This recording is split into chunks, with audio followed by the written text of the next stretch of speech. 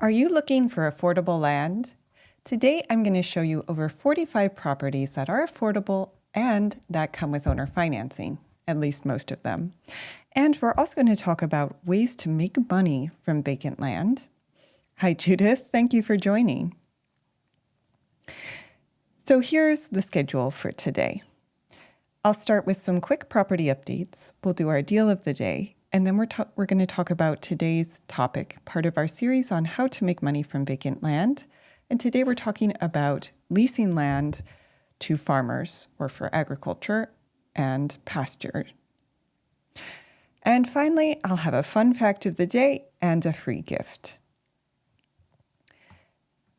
And very quickly, for anyone who's new here, my name is Erica. I have a company, Leasing Capital, and I buy and sell vacant land.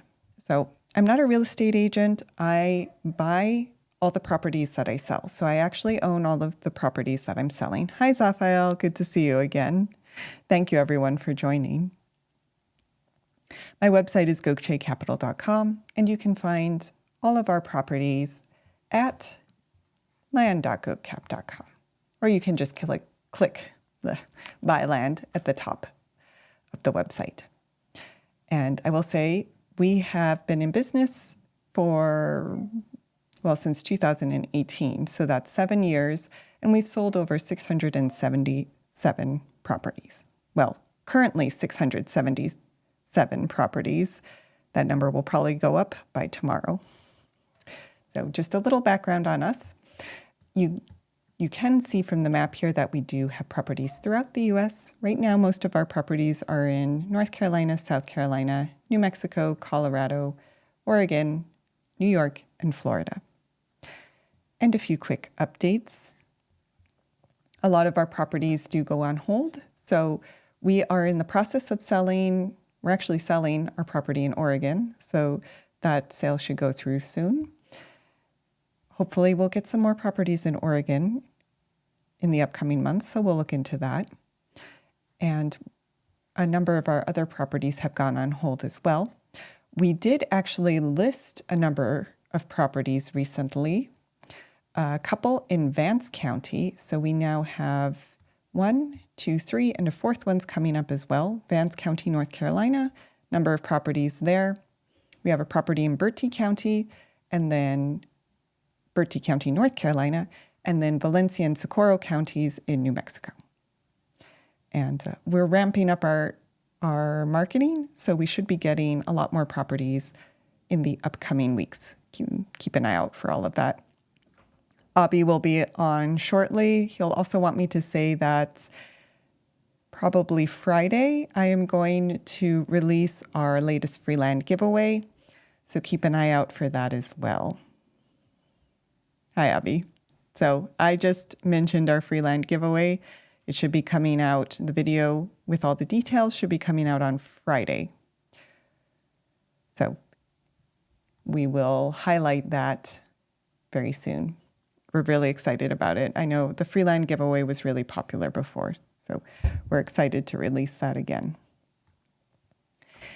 Now today, for the deal of the day, I want to highlight one of our Vance County properties. It is actually currently one of our most viewed properties, and that's because it's fairly large. You can see here it's 3 acres. So this is actually a pretty interesting property.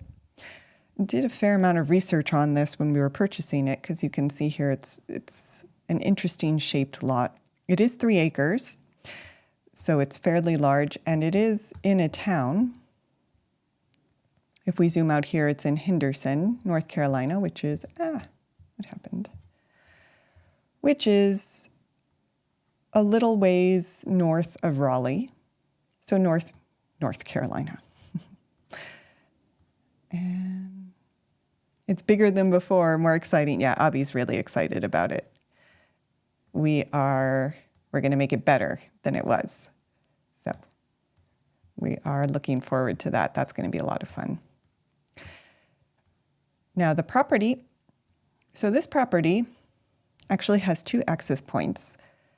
Its main road frontage is here, but it has another access point here because you'd probably, if you wanted to build on it, be building in this area. So you could either do a long driveway off of this improved road here or build out, there's an easement here that might give you better access to the lot. There's also a stream that runs along the back here.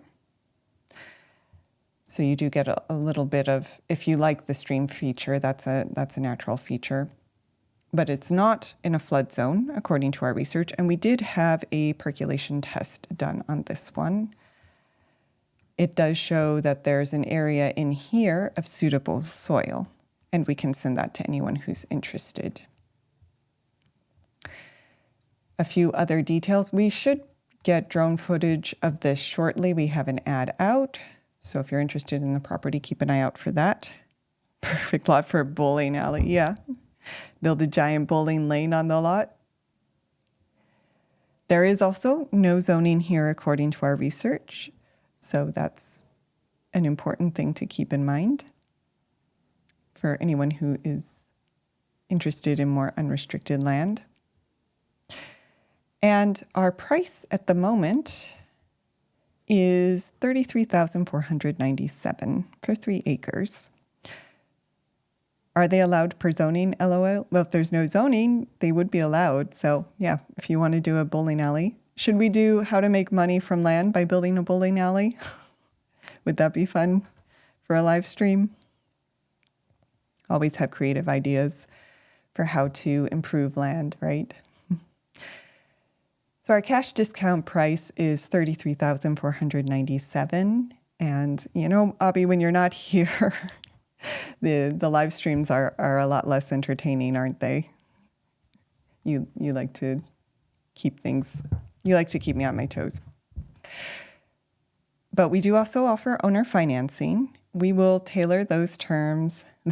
That'll be a very short episode. Well, I don't know. Zaphael also keeps me on my toes too. So there are a couple of people now keeping things going. We do tailor our owner financing to the buyer, which means there's no set down payment or monthly payment. Just let us know what works for you, and we'll come up with a proposal that should work with your budget. We also have no minimum credit score requirements, so if your credit's less than stellar, don't worry. We can still look into owner financing for you.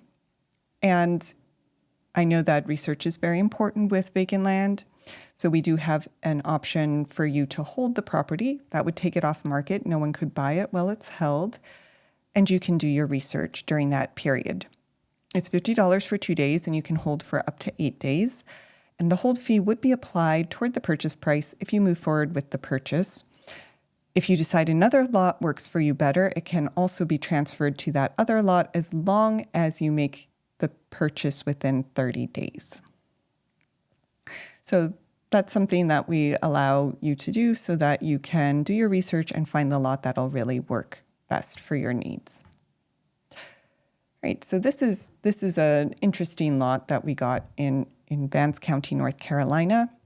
It'd be good for someone who's looking to build or invest because, again, this is an infill lot. You can see there's a fair amount of development in the area. It is in a town.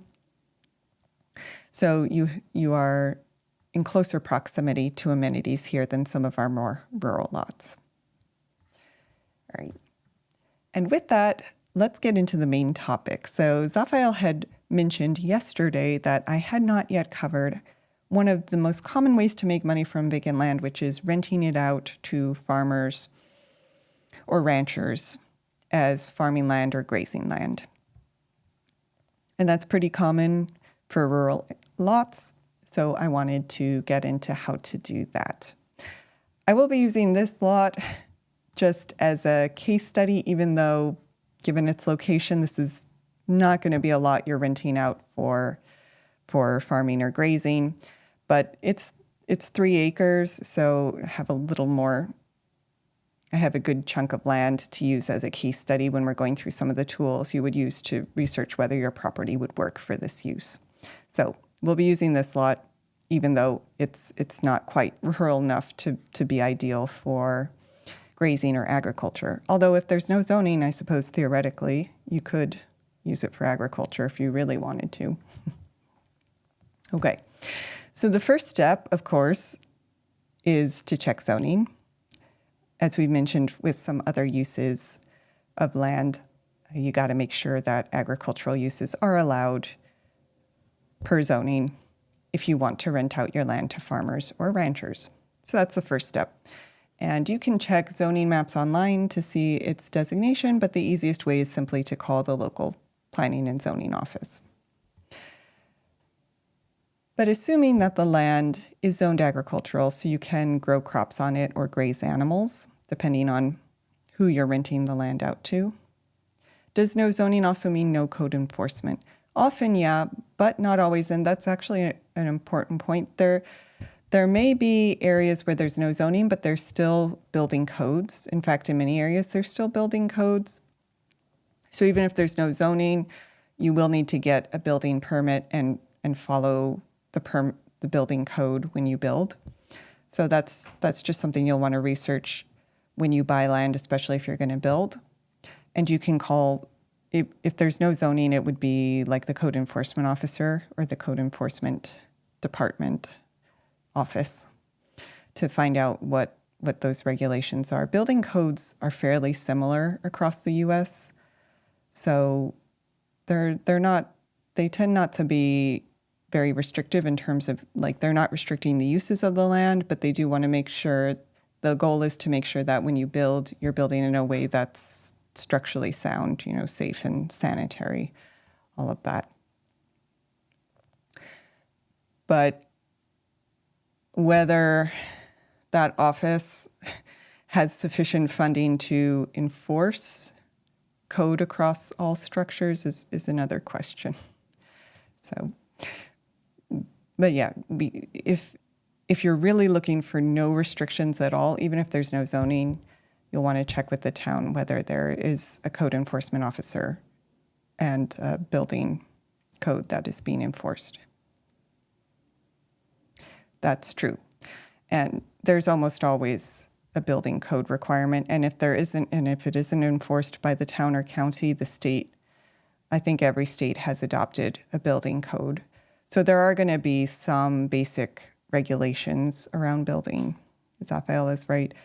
Again, these are usually about ensuring that the structures are structurally sound.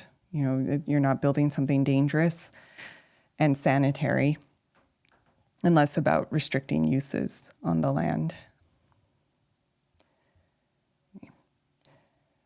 Unfortunately, a lot of building codes do restrict tiny homes. That is one thing to note. So if you're specifically looking for land for a tiny home, you want to make sure that the local building code allows for it. I don't know. That's a good question. We can look it up for tomorrow. I suspect there might be a few areas, but it would be rare. Or states with the least restrictions. Yeah, I can do some research on that for tomorrow. That would be a good topic. Least regulated states, areas for building. I think in general, every state has adopted a building code. So there's going to be some basic regulations everywhere. But I can look into that tomorrow. Okay, so assuming that you can actually use the property for agricultural uses, the next thing you want to understand if you are going to rent your property out to a farmer or a rancher, I can make any type of structure I want for agricultural purposes without inspection, but it's still subject to some building code setbacks. Yeah, that's a good point. Yeah. As always, Raphael knows everything.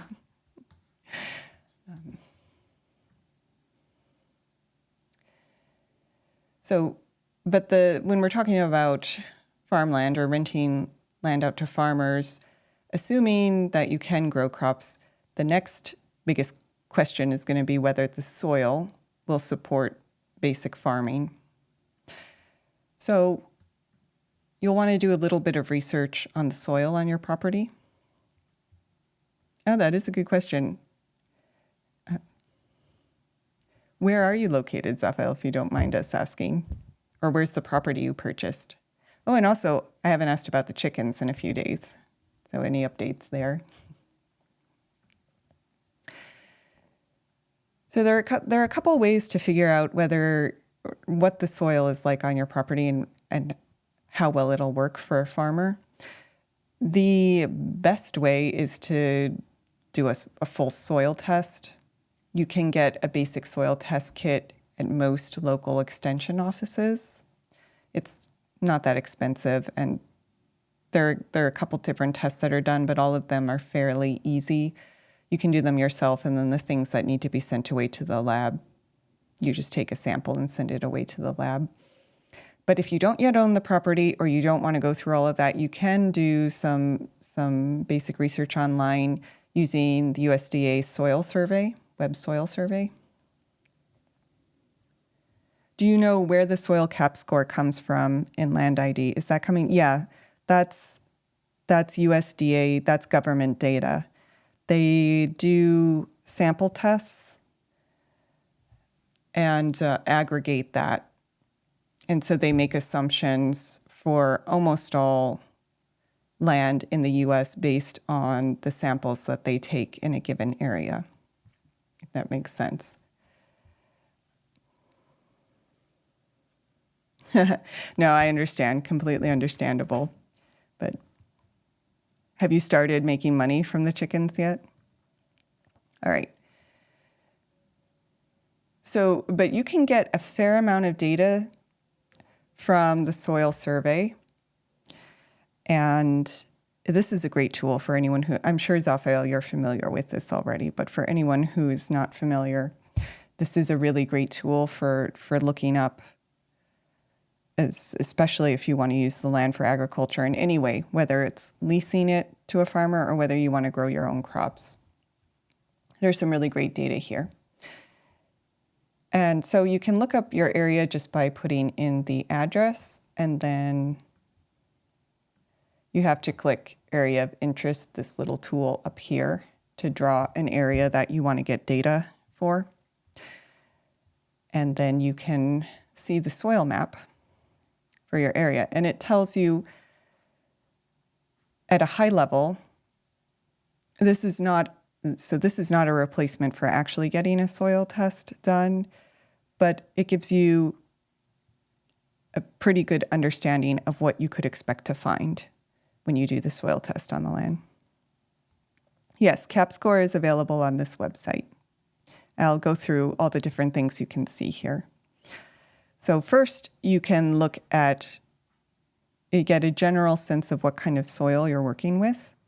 And in general, when we're talking about agriculture, loamy soils are good. Loamy, flat soils are good for agriculture. Clay, wet soil, steep slopes, sand, those are not so good. So here, this loamy soil, which makes up most of the property, is actually, if you wanted to use it for agriculture, a pretty good sign that it is loam. And we can get a little more data by going to the Soil Data Explorer up here. They have a lot of different things we can look at, but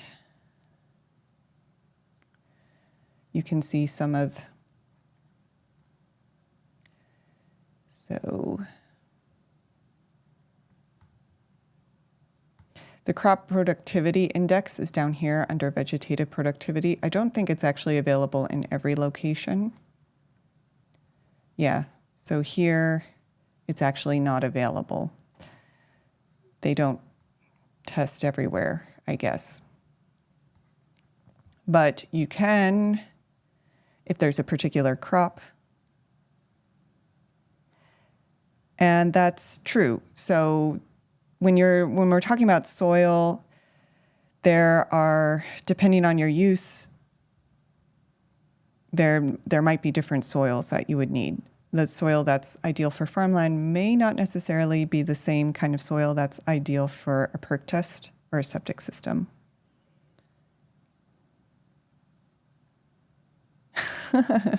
Hi, Jacob. Thank you for joining, by the way.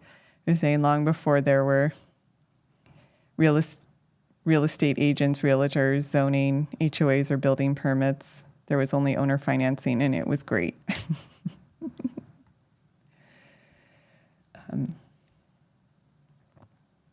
But we can, so if you're interested in a particular crop, they do actually have some data here on non-irrigated crops. So you can see, get an estimate of how well the soil might do for that particular crop. So there's some of that data here, and unfortunately for this particular property, I can't show the overall productivity score. But you can see things, and let's see. Yeah, it doesn't look like in this particular area it's pulling up the CAP score. And that's what I was saying there. It would be, there was a crop productivity index. It doesn't want to show it. I could try and pull up another parcel, but I don't want to take up too much time. We can show it on Land ID, though, if you want to do that.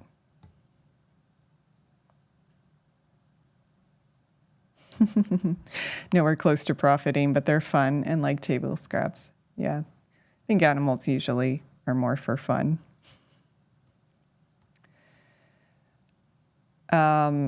You can see things here, though, like erosion hazard. They have land classification, so if you want to get into more detailed stuff, but another important classification here for just basic data, if you're looking at whether it'll work for agricultural leases, is farmland classification. So that's a good score. Tells you whether the areas are prime farmland or not based on the soil type. So here we can see we're saying loamy, flat soil is generally good for farmland, and it is classified as prime farmland, even though it is in a city.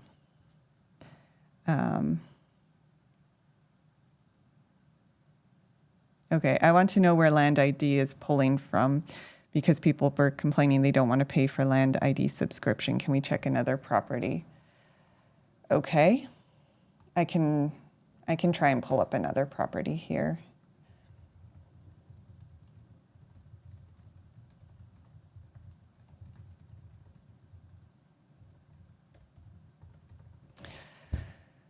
And let's go back to all of our listings.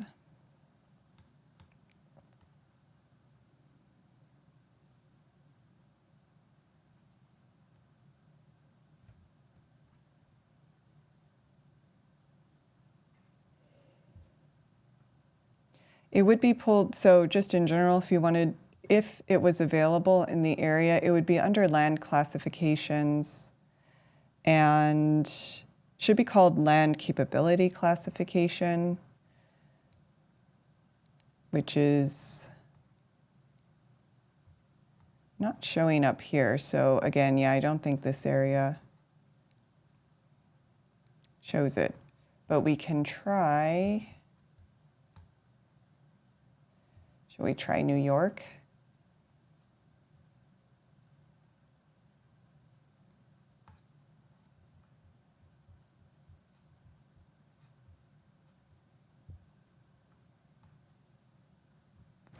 I also don't want to take up too much of everyone's time, so maybe I can look into it and continue tomorrow. But I will grab a neighboring address, start.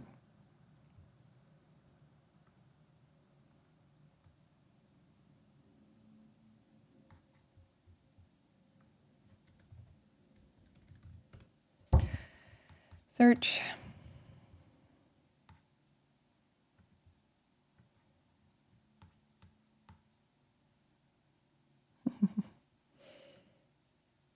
Okay. This actually has a lot of different soils here.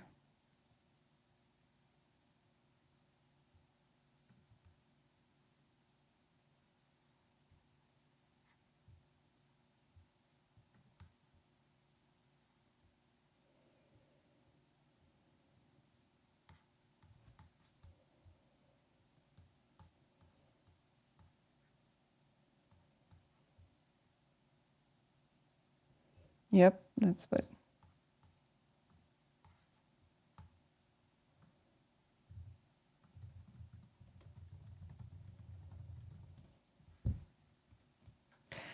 Raphael, just out of curiosity, do you use Land ID? I'm not sure if everyone knows, Hobby, what you're talking about.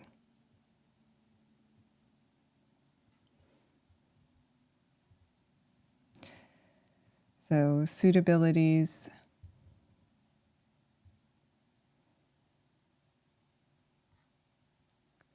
Capability class report. Yeah, I think they may have changed the name, or they have different names in different areas, because the land capability doesn't come up, but they do have farmland classification, irrigated capability class, which can't show in this area, non-irrigated capability class, soil taxonomy classification. This gives you a more detailed description of what's going on in each of the different soil types. We're really going into the weeds right now.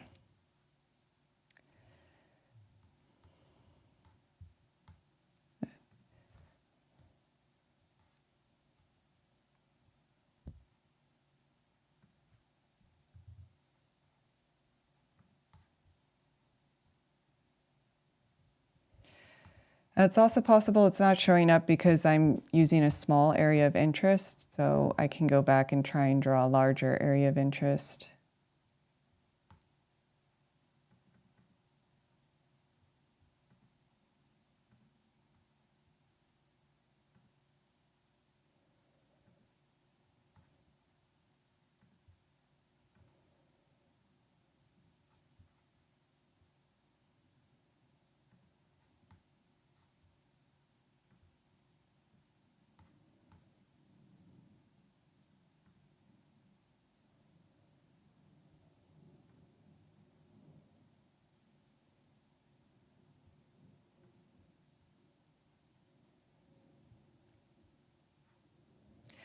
Yeah, I am not sure. The land capability classification is not coming up. So I think I'm going to have to look into that for tomorrow, since we are spending a lot of time on this. The important thing here was just that there's a lot of soil data on the soil survey. I can go into a little more detail tomorrow because you want to track down where the CAP score is coming from in Land ID. So I'll look into that for tomorrow. Some other things that would be important to look at here would be slope and drainage and depth to the water table. And actually, we're almost out of time, so this might have to be a two-part thing because we went down a rabbit hole. But you can see those things here. So there's depth to water table under water features. And this could be good information if you need to drill a well as well. So this is all, I mean, regardless of what you want to use the property for, you can find some good information here. But at a high level, you're looking for farmland, you're looking for prime farmland soils, generally well-drained loams like silt or sandy loam. And they want to be deep, so you want fairly deep water table and low slope, like under 8%. For pasture or grazing, you can have moderately well-drained soils. So it can be more like clay loam. Anything that's not so wet that grass will still grow, but it doesn't have to be quite as good as prime farmland. You also need fairly flat. It can have a little more of a slope, but you still need fairly flat land. And the least desirable would be shallow soils over bedrock. And I'll say you can also look at the depth to bedrock here. Oh, you can get your drainage class here as well. And the depth to bedrock is under here, soil qualities, depth to bedrock. So you can also see how deep the bedrock is. Here, it's pretty deep. All of this is greater than 200. So least desirable land, shallow soils over bedrock. So if bedrock is close and contains the capability.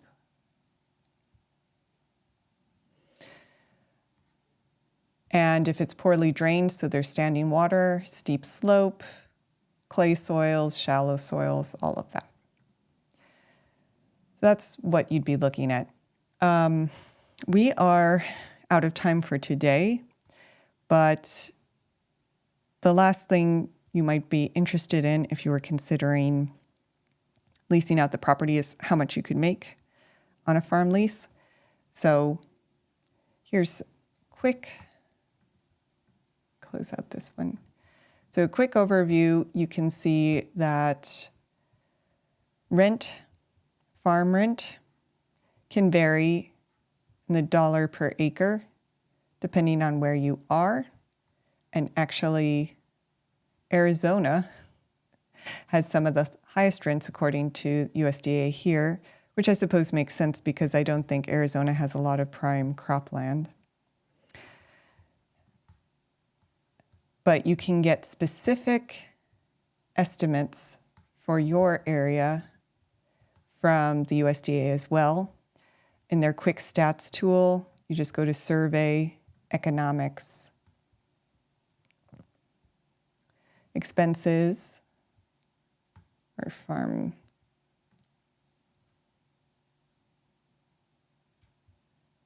economics, it was expense. And then there should be rent.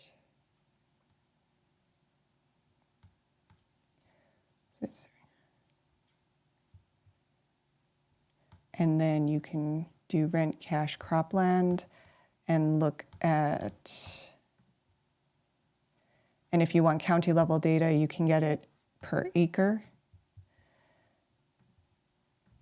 And this will give you the raw data. So you can just scroll down to your particular area and see what the average value, and this is dollar per acre, in rent you could get in your county. So if you really want to estimate what you can get for renting out your land, that's one way to do it. So I won't go into the lease itself right now because we're over time, but we can continue this tomorrow if people are really interested in it. I think there are a few other things that were thrown out here as well. I do need to get to the bottom of where Land ID is pulling its data from. And we're also talking about least restricted areas. So a lot of stuff that we can cover in the upcoming days. But I did have a fun fact for today as well. Raphael, you mentioned miniature horses the other day. You were joking about whether you could put a miniature horse in an apartment. Yeah, USDA probably has a week-long course on using that tool. All of the USDA stuff, you can just go down a whole rabbit hole with that. So there's a lot of information out there to help you.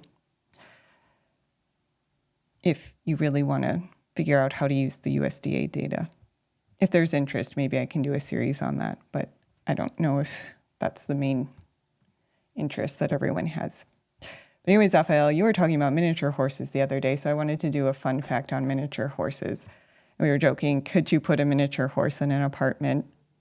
Answer is, of course, no. Generally, you cannot keep a miniature horse as a pet, but under the Americans with Disabilities Act, you can have a miniature horse declared as a service animal. And if you do that, then you have a fair amount of leeway where you can keep it. Oh, Judith, you're interested? Okay. Then maybe we can continue tomorrow on how to look through USDA data. So yeah, short answer, if you want to keep a horse as a regular pet and not have it classified as a farm animal, you can have your miniature horse declared a service animal, and then you don't have to worry about the same regulations around restrictions on livestock. Fun fact for the day. And of course, we have our free gift as well. 17 simple ways to generate income from land. The link to that is in the description and the pinned comment. Cap score, cap score, cap score. Okay. All right, Avi, we will do cap score tomorrow. We will look into, I'll try to figure it out, okay? Whatever you say, sir. And we do have a discount code, of course, for today. I covered North Carolina, so we have our North Carolina discount code, LiveNC200. That's for $200 off any of our North Carolina properties. You can find all of our properties at land.gocap.com. And if you buy a North Carolina property or hold it today, you can put that code in under coupon code. It's valid till midnight for $200 off. And tomorrow, we'll try to figure out cap score. Okay, Api. I will try to figure it out.